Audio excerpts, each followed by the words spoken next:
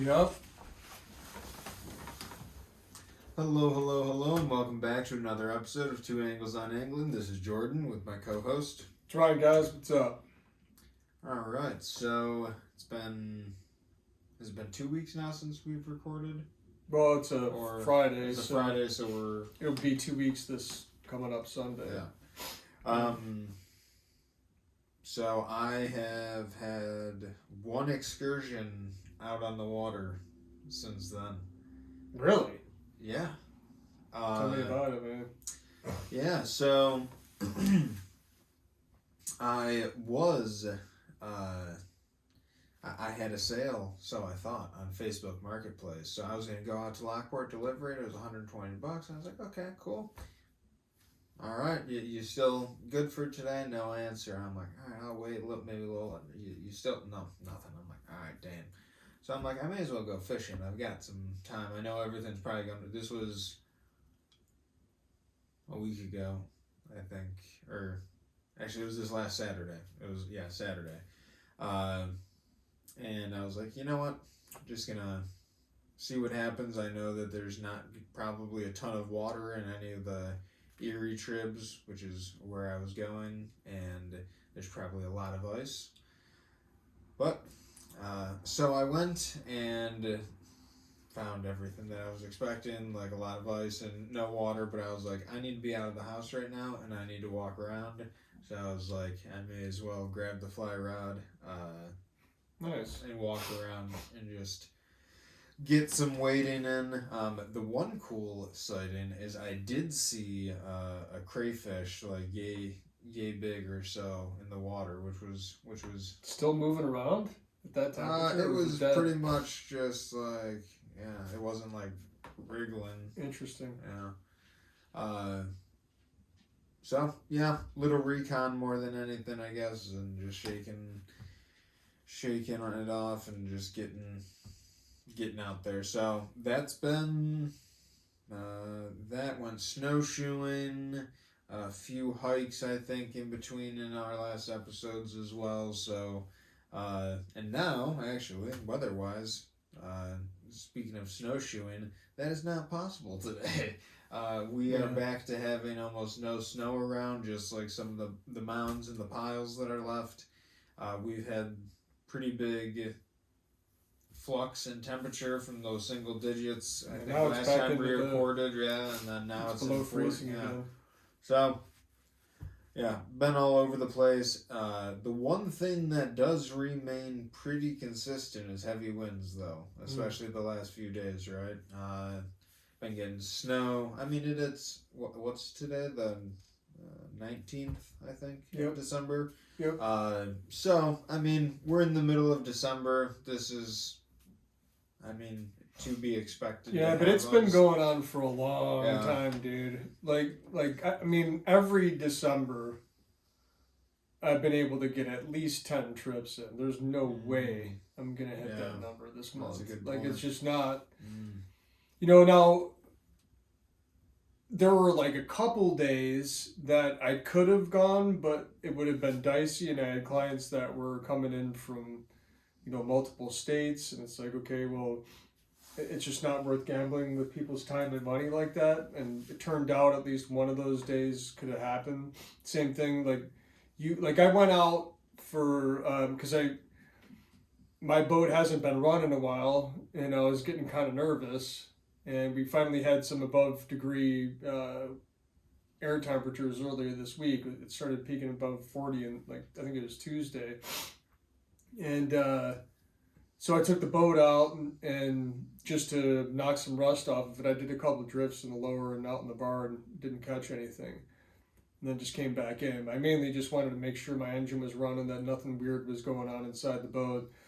But it was still cold. Like it didn't get above 40 until much, much later in the day. Like the start of the day when I went out was still in the 20s.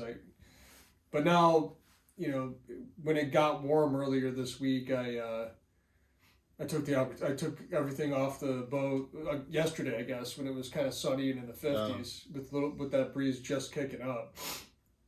I uncovered the boat and just cleaned it top to bottom. and just didn't power wash the floor, but I gave everything a good wipe down. There was some salt and grit build up in there just from trailering, and but yeah, man, it's been a really really nasty December so far. Um, it's definitely going to be the worst that I've had on record business wise. But it's cool. Like I'm not stressing it at all, man. I had an awesome best year that I've had, period, by a lot. So I didn't, as much as I want to get people out and I want to get out myself. It's not like crushing me business wise. This is all bonus money. I'm yeah, because we like since our last podcast and even leading up to that podcast that we talked about, we didn't fish.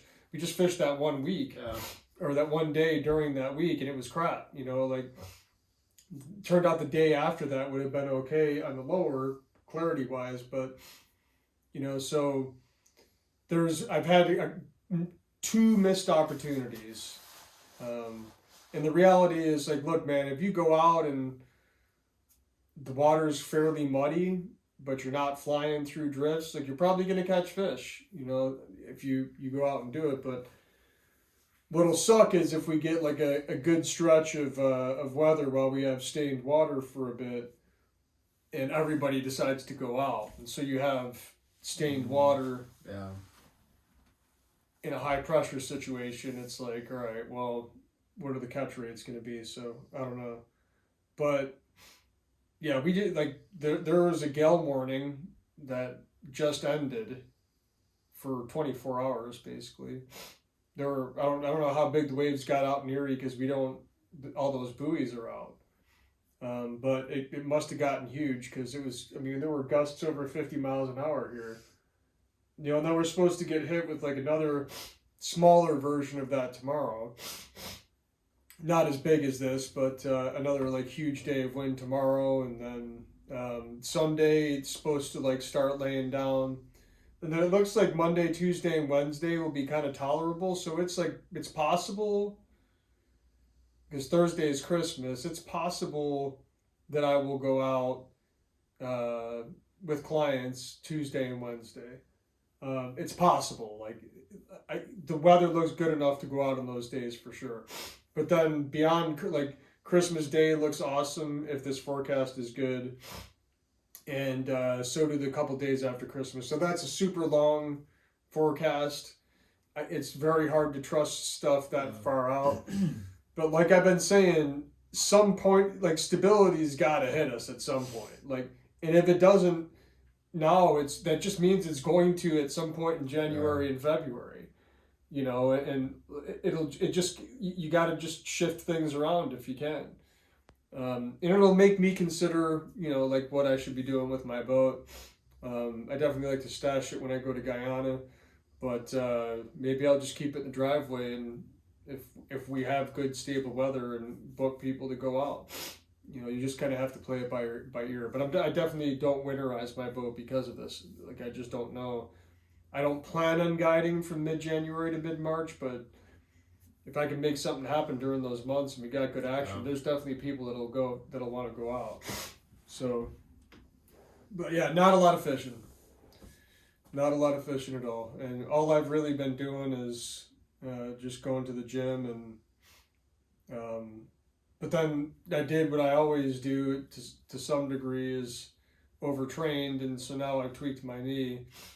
But it's not a bad tweak, like it's almost all the way back. But that's one of the risks of taking because throughout the year, like I've said before, like I don't do crazy workouts. I'll do like one workout a week. Maybe sometimes like once every 10 days, and it'll be the same workout every time, just some grip and some core mobility stuff. But now that I have every day off, I'm doing a different workout every day just to stay limber, and like maybe taking one day a week off. That's about it. Read a book. A lot of podcasts and a lot of YouTube videos, unfortunately. Yeah. Lately for me, yeah, I meant to bring some and I forgot them, but I was going to bring some of the jigs that I've been tying up in the flies, but there's pictures on my Instagram and on my blogs and everything, but I've been uh, 3 to 5, 6, 7, whatever flies or jigs a day tying them up because Nice. got the time, been making the leather keychains. I sent you that smallmouth one that I did, and I did the smallmouth tail, trout tail, the actual smallmouth, the JD Oko one. So, uh, doing some leather work. I got the beanies yet again. Been focusing on that quite a bit, working on the seminars for the Niagara Fishing Expo, which February, yes, it's a ways away, but I've got the time now and everything, get it done and all settled. And that's my mindset with the jigs and everything as well. Just have a whole lot ready for the show. So been focusing on that, writing the blogs, making art. What do you think That's the about general trend of your blogs has been for the past like 2 months? definitely art, not so much. No, as far as your stream of consciousness that you know when you're writing the beginning parts of your blogs, what themes pop up to you? mm, Not a lot done.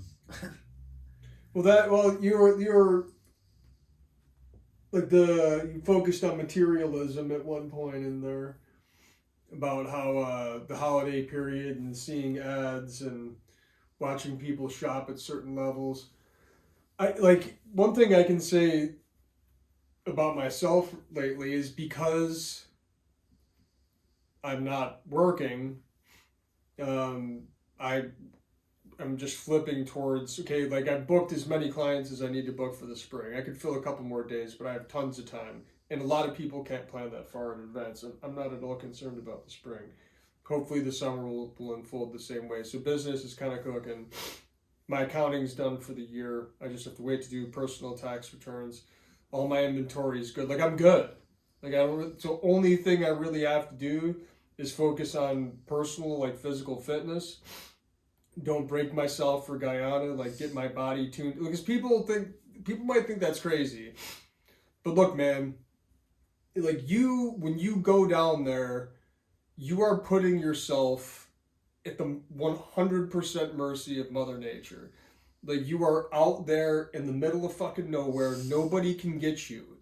Like there's no mercy flight helicopter that can come in and get you. If you get fucked up out there, if you get stranded or something desperate happens, like you're on your own. Right? So you got to prepare. Like I feel like because I go there for 2 weeks, I eventually want to go there for 3, sometimes 4 weeks.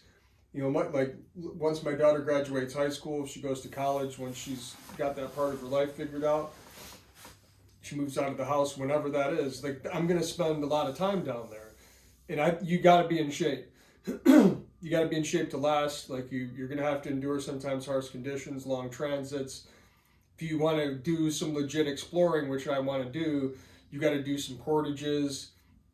You got to have good mobility, like very good stability and balance. Like be able to move things and pick things up at awkward angles. Like you got to be agile. You can't be heavy. You want to be lean and tight. And then diet wise, like you want you want to tune yourself to not have to drink water all the time because I think as a culture or as a country, I don't know about a culture, but as a country, we drink way too much water. I don't even know. I think it's insane how much water we drink, and we're like parching ourselves. It doesn't make any sense like that we consume water at this level, and it did not used to be this way. It wasn't that way all throughout my childhood. It didn't become a thing until like the early '90s when bottled water started to become a thing, and now hence the huge floating plastic continent that's out in the Pacific Ocean. But that's anyway. So you got to get that adapted, and then diet. Like you can't go from eating a standard American diet, even if it's like steak. Like if you have a diet where you're eating like me, like highly supplementing with cookies when I or baklava now, which there's a bunch of, or whatever, cannoli or biscotti, whatever, dude. Like I'll binge on stuff like that, but I generally eat fairly clean. But leading up to this, like I can't afford to be carrying extra weight, um, and I can't afford to like be dependent on sugar. Because, dude, like I can tell you 100% because I'm very mindful of this stuff. Like if when I bite into like a piece of baklawa or like a fresh baked chocolate chip cookie, like all kinds of shit fires off in my brain, man. You can call those hormones whatever names. I'm not going to pretend I even know what they are. I hear people say dopamine or norepinephrine, whatever. I don't know anything about that shit. All I'm saying is that when I bite into it, the sensation is like this. It's not orgasmic, but it's somewhere in the neighborhood of it. It's like boom. I'm like, oh man, this is fucking fantastic, and I'll just keep eating them, because that sensation just starts firing.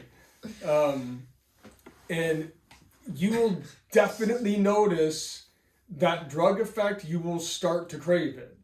Like, I can't even tell you how many times I will tell myself, and look, dude, I'm not fat. I'm in good shape. I burn a freaking ton of calories. I exercise often. I can kind of do this to myself, even though I know it's horrible. It's either that or I could be drinking, so. So anyway, I'll plow through it, and then I can totally tell. Like, dude, there'll be days where I'll be like, all right, man, like I can't see certain muscles in my body anymore. It's time for me to just dial things back a little bit, and I'll be like, I'm just dialing it back, and I'll know that the cookies are there. I'll be like, yeah, I'm not gonna eat you, and then dude, next thing. Straight up, bro, I'm eating them. Like, I don't even realize that I have taken them off the top of the refrigerator and just started going to town on them until I'm like 4 in. And then I'm like, wait a minute, did I just do that, dude? Like, it was a completely different person who reached out and grabbed it. So if you could go back to the podcast around this time frame every year, then we probably have a very similar conversation about Ryan the Cookie Monster. So, I don't blame you, dude. So I can't do it. If they were around, yeah, they're gone. Like, it's, yeah. So I have to, like, shed that addiction, because you don't want to go through withdrawal, while you're in country. And you definitely will, dude. I'm telling you right now, if you don't think, like, if you eat carbohydrates, like processed and any highly processed, even rice, that kind of stuff on a day-to-day basis, and then you tomorrow stop eating them on a dime, watch what starts happening to you. Like, you will implicitly, like, you'll be craving them, you'll get cranky, and you won't at first you won't be able to explain why. And then you're going to start realizing what you really want is to eat, whatever starchy, sugary things or whatever it is that you eat on a day-to-day basis. You'll start realizing that you're craving that thing and you need to have it. That's one thing that meat doesn't do, is as long as you get a little amount of it in your diet fairly frequently, you don't sit there and friggin' crave it. Like, you can eat the right amount of it, feel good, and move on. But you have to be adapted to that. Like, that's what I find to be so crazy, dude. Like, I could, every day, no matter what, I eat at least 1.5 pounds of flesh. Be it chicken, fish, venison, cows, pork, whatever, turkey, whatever the animal is, it's about 1.5 pounds of flesh per day. And then and then I'll add eggs to that too. I'll add peanut butter, like natural peanut butter, not palm oil infested stuff and with sugar and stuff, like straight up natural, just ground peanuts. And then Then after I've done all that, which is all like the healthy stuff, I will feel good. And then I'll see a cookie and be like, yeah, but I can definitely eat that. Like I couldn't eat it. There's no way that I could eat any more of the animal, but I could easily do 50 of those cookies on top of that. There's something. There would be very little to turn that off. Like that's definitely a drug. There's no other way to describe that thing. Like that is definitely a drug. And it's cool, like if you can keep it in control, it's cool. Like, but most people can't keep it in control, and most people refuse to think of it as a drug. And it's like, okay, dude, what criteria does it need to meet to be a drug? Does it need to be manufactured by man? Okay, does that check both boxes? Cocaine and pick rice, white rice, basmati rice. Does it have to be manufactured by man? Yes. Is it transported around through some sort of supply chain? Yes.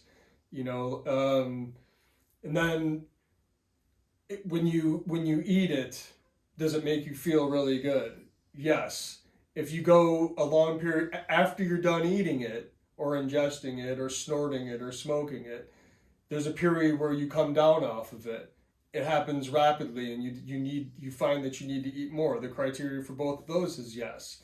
If you then once you recognize that you really want this stuff in your life, it becomes hard for you to get rid of. You can't you can't just like you can see a cookie there and then walk away from it, and then next thing you know you're eating it. You know, crack or cocaine, whatever, heroin. It's all like fentanyl. Like it's all the answers to those things are all yes, man. It's the same thing on both sides. It's definitely a drug. So and it's not, but the people don't want to think of it or treat it as a drug. So if you some right now, if you're way overweight because you're eating lots of sugary things and you frown upon drug users, you're wrong. Like you're definitely wrong because they have the same problem you have. So that food, I become very conscious of that this time of year. In the summer, I don't because dude, like going to the gym is maybe a 2 hour experience, and that's like like taking doing 15 minutes of warm up cardio, the actual workout, which is probably like an hour and 20 minutes or so, and then 20 minutes in the sauna. And then I go to the tanning bed, and you'd be like, oh, this dude's fucking vain, he's tanning. Guess what, dude? I'm not gonna go from being fucking totally bleach white, where there's less than 8 hours of sun per day, into an environment where it's all sun in 12 hours a day. Like that's just not gonna happen, man. That's how you get burnt up, and you will completely crush a trip if you get sunburned. You will completely crush it. Like you have high risk of infection. You're constantly in pain. Like I would not like.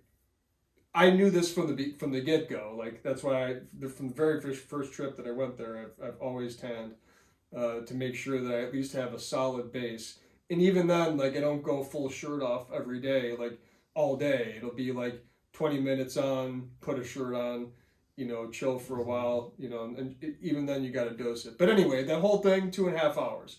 If I was out there fishing, that's like 9 hours of activity from getting up no, it's like 10 hours of activity. It's getting up in the morning early, cooking breakfast, trailering to the dock, rigging up rods, launching the boat, fishing for 6 hours, getting the boat back on the trailer, coming home, cleaning the boat, getting in touch with my clients for tomorrow, making dinner, and then doom, I'm done. There's no opportunity to sit there and graze and be confronted with those drugs.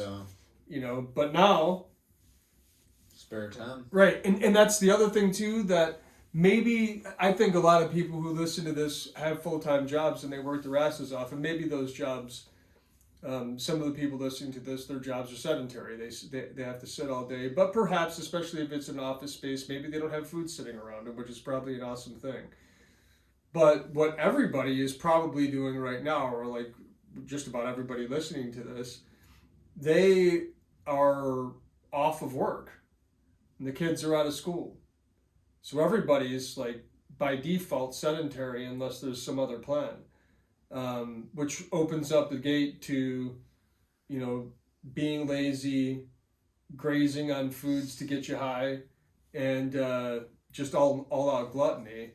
That's why people will pack on a bunch. Is just you have those two things combined, like readily accessible, highly processed foods, and a default mode lack of activity because it's cold and not a lot of people are making plans other than hanging out with the family. But what are you doing when you're hanging out with the family? You're just sitting around talking, eating, you know? Yeah, very good points. That's the season. Yes, it is. 'Tis the season. Yeah, I don't. I haven't celebrated Christmas, and I've felt squeamish about Christmas since I think it was like second or third grade.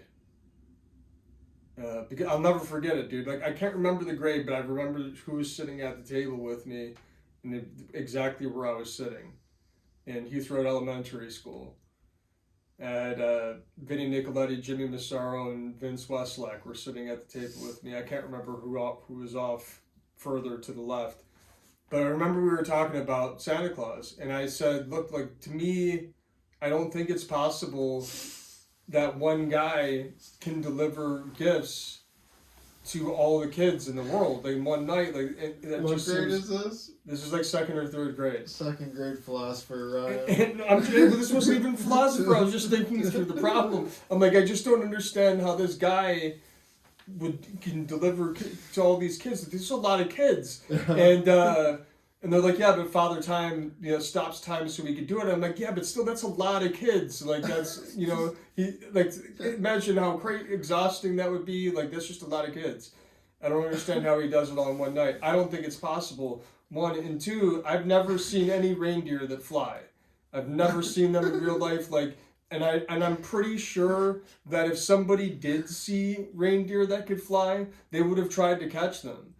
There would have to be some sighting of them, and anyway, I'm like, I don't think I believe in Santa Claus anymore. I think I something along the lines of like I feel like I've been lied to, and I just kind of figured all this out when I was on the fly, having this conversation, and I came home, and my mom within 45 minutes of me getting home, my mom gets a phone call, and this is we didn't have cell phones, just a phone attached to the wall with a wire on it.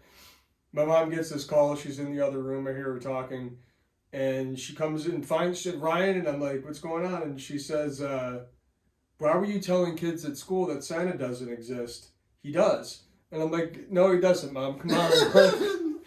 And I'm like, it just doesn't. She's like, why, and she's like, why are you telling other kids this? She's like, I just got a call from Vinny's mom saying that you were telling a bunch of kids at the table that Santa doesn't exist. Like, she was mortified because she felt like maybe, they were accusing my mom of telling me, ruining it before all the other boys, while they all thought it was still real.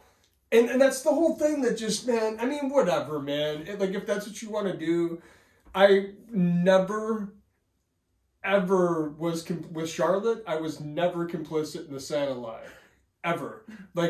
Janice in the beginning would, mention Santa Claus up until, Charlotte was, 5 years old. It was, Santa mentioned this and that. She sat in Santa's lap or whatever.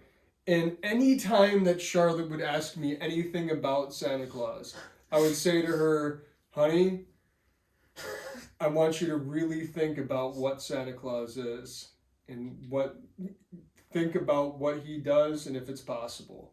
Just think about it. That's all I want you to do is just think about it. And I would just leave the conversation at that. You just walk out. Because, dude, ever, dude, since Charlotte's been, very young, I would just philosophize, and it would just be me talking with her, talking really to her, because she couldn't really communicate back. I still do it to this day. I'll just walk into her room and just start going off about a certain subject that I think she should be paying attention to. So that's what I would say to her, and I was never complicit in the lie. And I told Janice that from the beginning. I'm like, look, if you want to play the Santa thing, you do it. Like, do you? But I am not. I'm not going to ever say to her. Well, I don't think I said ever, but I'm not going to tell her that Santa doesn't exist.